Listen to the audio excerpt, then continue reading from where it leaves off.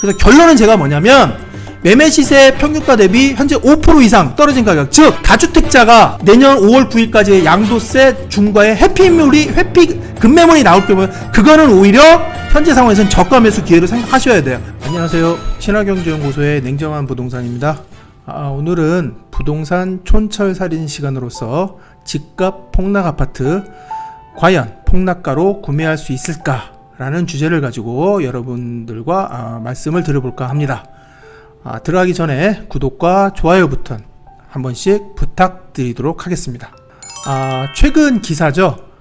강남 송파 아파트 가격 하락을 다룬 이제 기사가 나왔는데, 이제 모 기사에 의하면 강남도 7억 떨어졌다. 서울 아파트 하락 시작이라는 이제 주제를 가지고 기사가 나왔는데요. 여기 기사 내용을 보시면 송파구 잠실동 리센츠 아파트라고 있죠.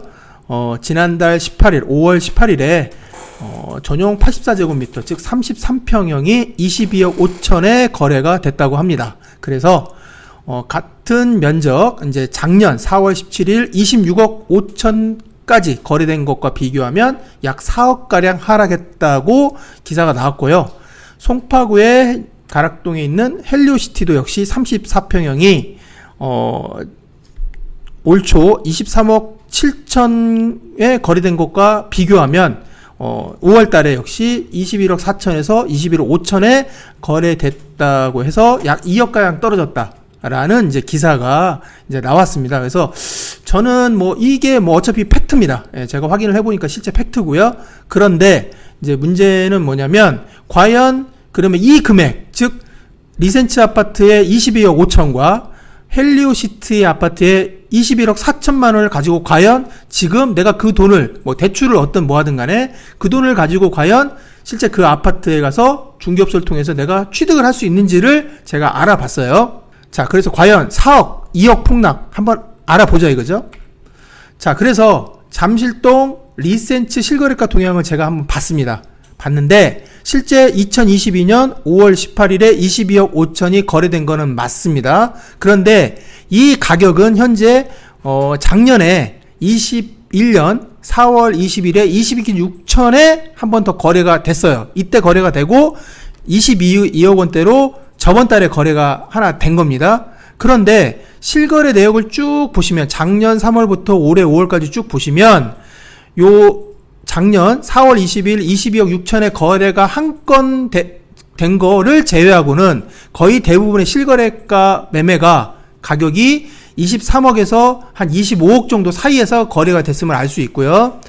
올해 같은 경우에도 이제 작년 말부터 올해 5월 달까지 역시 22억 5천을 제외한 나머지 거래 금액을 보니까 가끔 23억에 거래된 거 이제 한두 군데를 빼고서는요, 대부분 25억에서 26억 정도 사이에서 거래가 됐음을 알 수 있습니다. 그러니까 작년에 22억 6천과 올해 22억 5천 거래된 것은 매우 이례적인 현상이에요. 자주 거래가 본격적으로 하락되면서 실거래가가 그래서 다량이 그 거래가 된 게 아니라 어쩌다 한 건씩 거래가 됐다라는 걸 우리가 알 수 있는 거죠. 그래서 빈번했던 21년 거래와는 달리 22년 5월 22억 5천의 실거래는 실거주 매물이 아닌 걸로 저는 추정이 되고요.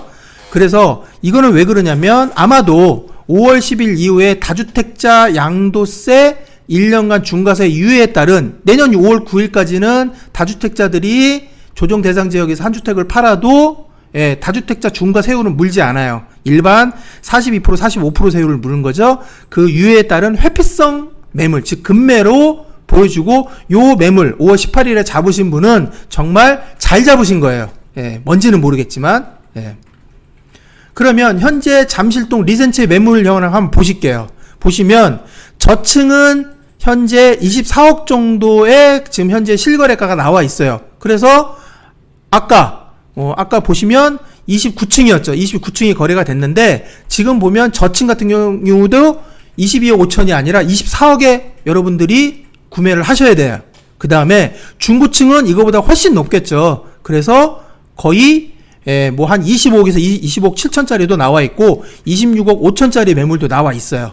그래서 이걸 보시면, 자, 종합을 해보면요, 중복 매물을 감안하면 현재 잠실동 리센츠 아까 약 4억 정도 떨어졌다고 하는 그 아파트가 33평형이 3,500세 정도 세대 되는데 매물은 현재 10건밖에 나와 있지 않아요. 그리고 중고층 매물은 25억 밑으로는 거의 취득이 불가능하시다고 보면 돼요.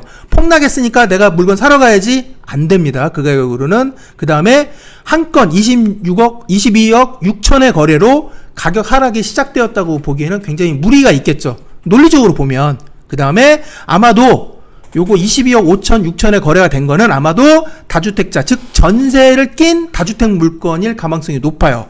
그래서 아직은 매도자와 매수자의 주도권 싸움이라고 보셔야 돼요. 지금 실제 실거주하는 그 물건들 있죠. 그 물건이 만약 매도로 내놨을 때 그분들은 절대 싸게 팔지 않아요. 지금 상황에서는. 왜 그러냐? 그걸 팔고 이것과 비슷한 낙향하시는 분들이나 다른 지역에 나는 뭐 모든 걸 다 이제 떠나서 이제 좀 더 싼 지역으로 가야겠다. 그런 분들을 제외하고는요. 실거주는 거의 비슷한 지역에 가거나 약간 지금 이제 다 집값들이 올라왔기 때문에 약간 여기보다 비슷한 지역에 가더라도 조금 낮춰서 가야 되는데 그럼에도 불구하고 큰 차이가 나지 않기 위해서 실거래가를 갖다 싸게 해가지고 아까 말한 대로 뭐 3, 4억을 내려가지고 팔기에는 굉장히 무리가 있다라고 보셔야 돼요. 자, 그 다음에 아까 또 기사에 나왔죠? 가락동 헬리오시티도 똑같은 방식으로 알아볼게요. 이건 좀 간단하게 알아볼 건데 아까도 21억 4천에서 5천 거래된 거 맞습니다. 5월 달에 실제 여기 찍혔어요.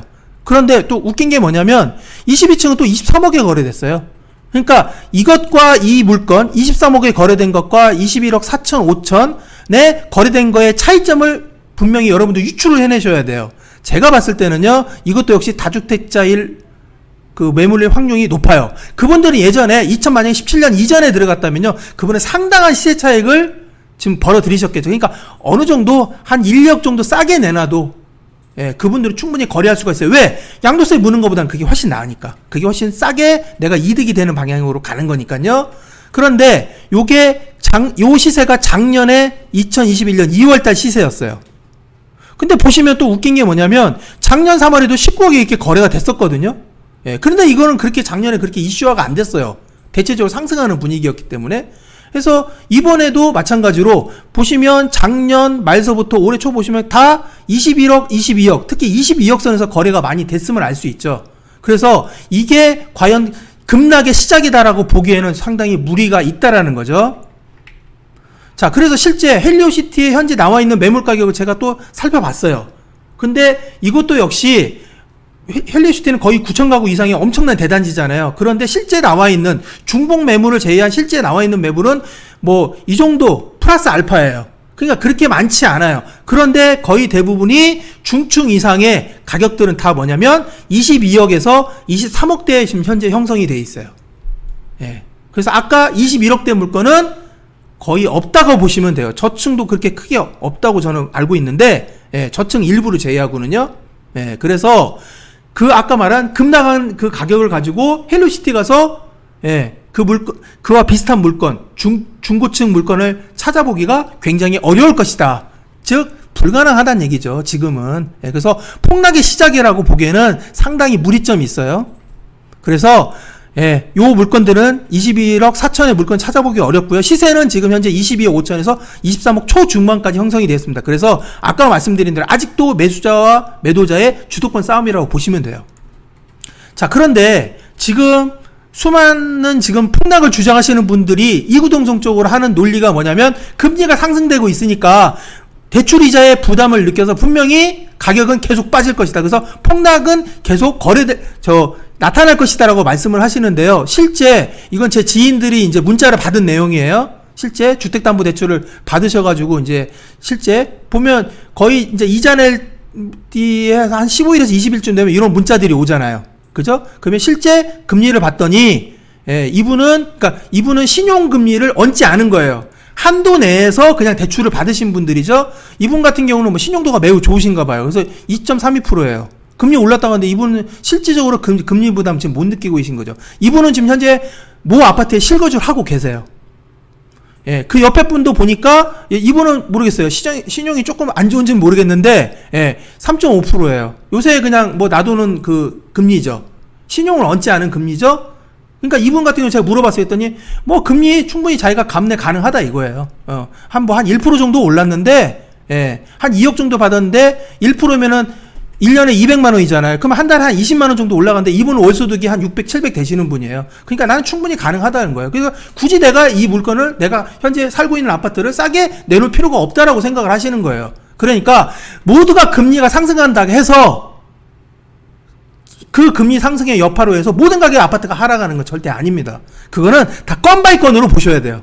물론 일정 부분 지금 아마 가격이 일정 부분 가격 조정 들어가고 일정 부분 좀 싸게 나오는 것들은 다 뭐냐면 내년 5월 9일까지 양도세 중과를 회피하기 위해서 지금 나름대로 싸게 물건을 내놓으시는 다주택자 매물이 상당히 많다는 얘기죠. 그 과정에 뭐 한 몇억 정도 그분들은 이미 아까도 말씀드렸지만 이전에 충분히 이익을 다 보신 분들이에요.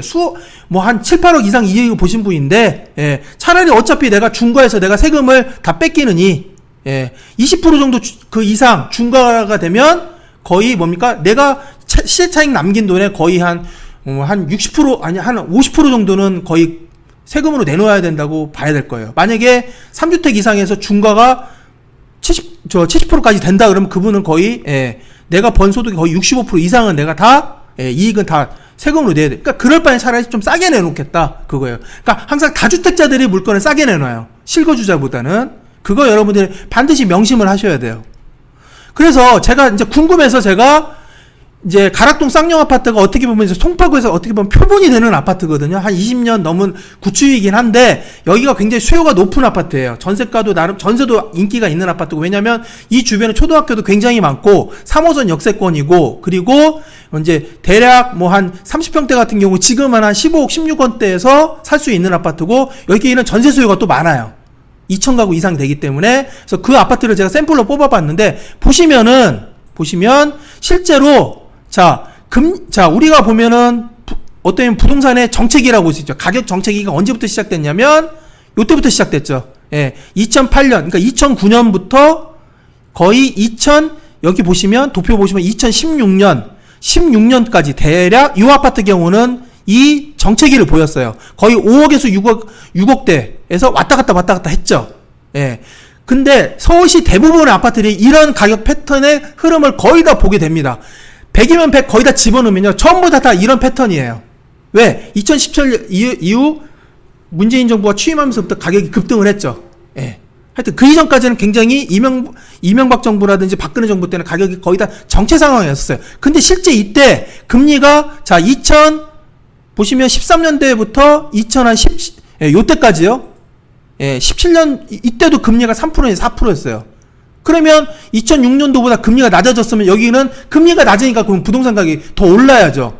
공급도 나름대로 이때가 그렇게 많지는 않았거든요.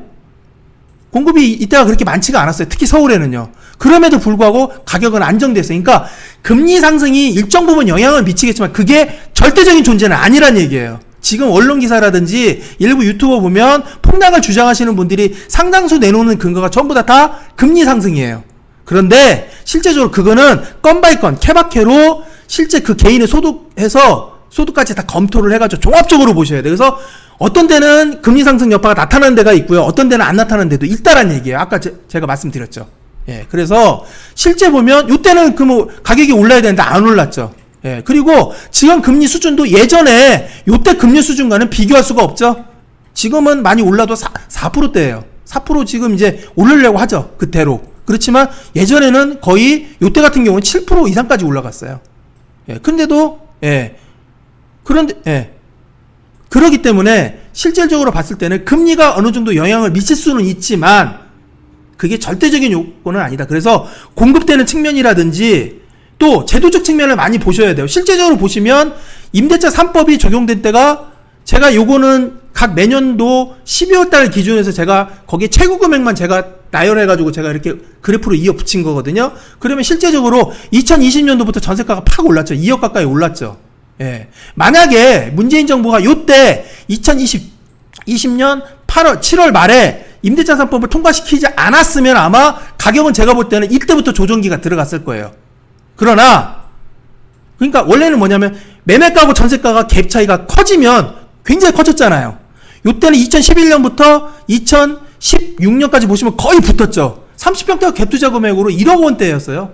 여러분들 솔직히 말해서 1억 원만 있으면요, 요 가락상형 아파트 그냥 투자하셔가지고요, 지금 그대로만 놔두셔도 얼마 벌었죠? 거의 10억 가까이 벌었어요. 1억 갭 투자해가지고, 1억 원대, 2억 이하로 갭 투자해가지고 지금 거의 10억 원 버신 거예요. 어떻게 놓고 보면. 그죠? 그러니까 실질적으로 2020년부터 7월부터 임대사사법 때문에 전세가가 올라왔기 때문에 이게 같이 매매가를 끌어올리는 거예요. 이렇게 보셔야 돼요. 그래서 종합적으로 보셔야 됩니다. 부동산 가격은 어느 하나의 변수로 보시면 안 돼요. 금리도 변수가 될 수 있겠고요. 수급량, 즉 수요와 공급도 변수가 될 수 있겠고요. 그 다음에 극대 미치는 부동산 심리. 또 뭐냐면 정부가 행하는 제도들. 이때 여러분들 기억하실 거예요. 2010년도부터 2016년까지 박근혜 정부가요. 이명박 박근혜 정부가 부동산 경기를 상승시키려고 별의별 짓을 다 했어요. 예. 미분양 아파트 그거 사면은 뭐 양도세 5년간 한시적으로 유예해주고요. 예. 비과세를 했던 시기도 있었거든요. 굉장히 특혜를 줬던 시기인데도 가격은 거의 오르지 않았어요. 이때는 또 심리가 또 이런 심리가 아니었거든요. 왜 그러냐면 이명박 정부 때 요 시기에 보금자리 주택 발표해서 거의 평당 1,000만 원짜리 아파트를 공급했죠. 그러니까 사람들이 기대 심리가 있기 때문에 새로 분양 청약에 대한 기대 심리가 있기 때문에 그때 사람들이 다 전세로 눌러 앉은, 그러니까 전세가가 이렇게 올라갔죠. 실제적으로 보면 요때 보시면. 그래서 요때까지 갭이 붙은 거예요. 그러니까 이렇게 종합적으로 보셔야 돼요. 실제 보면 갭 금액이 이제 그 임대차 법 이후로 해서 지금 엄청나게 오른 거잖아요. 지금 거의 8억 가까이 수준까지 올라갔어요. 저는 더 이상 급등한다고 생각하진 않아요. 그렇다고 지금 주장을 하시는 분들처럼 그렇게 지금 완전히 폭락 그런 건 아니다라고 또 보시는 거야. 지금은 일정 부분 조정 장세로 제가 보는 거예요. 그래서 결론을 내겠습니다. 그래서 가격의 급락한 하락세이면 폭락가 수준으로 매물이 다량으로 적체가 돼 있어야 되는데, 아까 리센츠를 보시면 전체 33평이 4,500세대 중에 지금 고작 물건 나온 것들은 한 10몇 건 정도에 불과해요. 그러니까 매물이 다량으로 적체된 거 실제 네이버 들어가시면 많아지는 것처럼 보이지만 그게 다 한물건들이에요.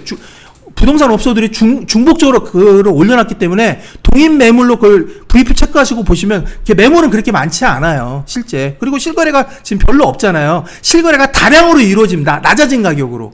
그리고 그 낮아진 가격으로 지금 매물이 엄청나게 많이 나와 있어야 돼요.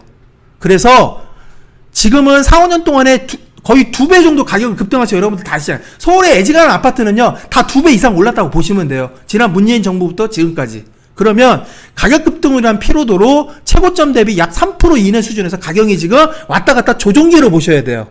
지금은. 그 조정이라는 게 하락하는 것만 조정기가 아니죠. 약간 하락, 약간 상승. 이것도 다 뭐냐면 어쩐 일정한 가격 폭 이상으로 상승하거나 하락하기 전까지는 전부 다 뭡니까? 왔다 갔다 박스권 조정이에요.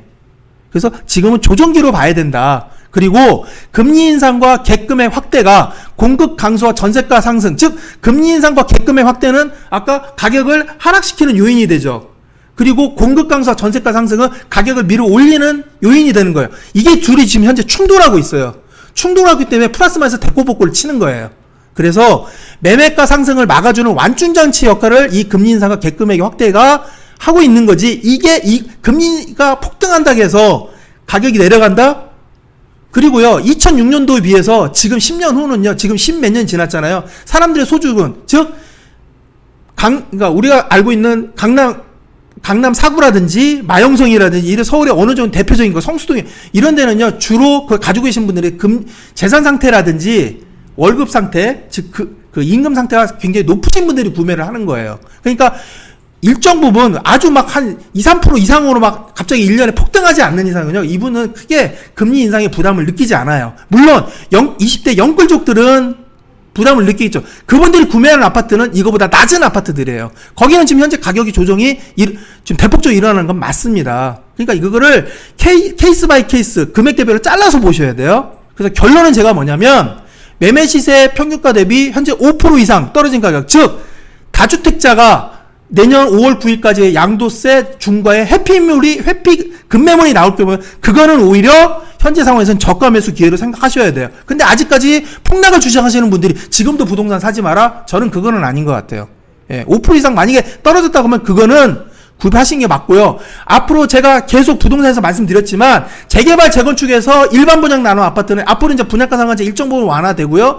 그리고 건설 원자재비라든지 재개발 재건축 사업장에 사업비를 갖다 그게 다 감안하기 시작하면요. 분양가는 올라갈 수밖에 없어요. 그러면 가면 갈수록 이제는 대출도 지금 제한돼 있기 때문에 예. 금리가 또 오른 상태에서 대출을 많이 못 내잖아요. 그래서 그리고 청약 당첨기가 조금은 쉬워지지만 아마 일반 분양가 가격이 높아지기 때문에 아마 제가 봤을 때는 그거 쉽지 않아요. 그 일반 분양으로 청약하기에는. 그래서 오히려 지금 기존 물건에 입지가 괜찮은 물건 중에서 아까 처음에 나왔던 그 기사처럼 5% 이상 떨어진 게 분명히 그게 나온 거거든요. 10% 이상 그런 것들은 회피 물건은 잡으시는 게 맞아요. 그래서 급매가 나올 경우에는 저가 매수의 기회로 생각해서 매수를 고려하시는 게 맞다라는 결론을 내겠습니다. 자, 오늘 이 시간은 여기서 마치도록 하겠습니다. 구독과 좋아요는 저에게 큰 힘이 됩니다. 감사합니다.